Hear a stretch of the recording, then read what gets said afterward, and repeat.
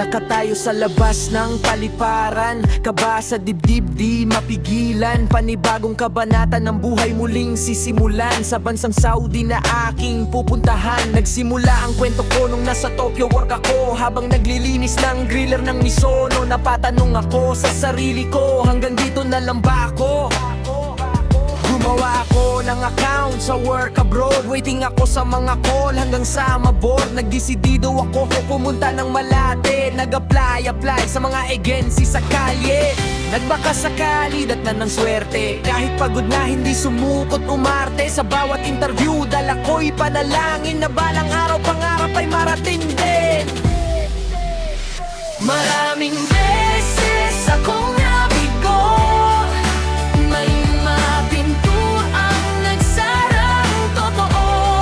Pero sa bawat luha at pangamba, may bulong ang Diyos. Anak, magtiwala ka.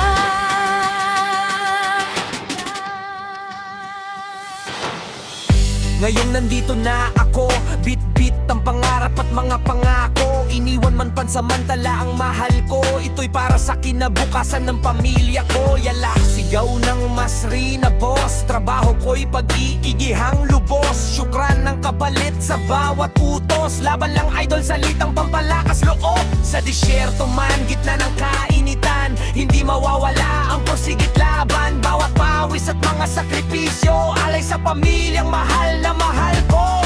Paglapag ko sa lupa ng Saudi Arabia, takot at saya'y magkahalong nadarama. Bagong wika, bagong mukha na makikita, ngunit ang pangarap ko'y hindi manghina. Nagbaka sakali dat na ng swerte, kahit pagod na hindi sumukot umarte. Sa bawat interview dala ko'y panalangin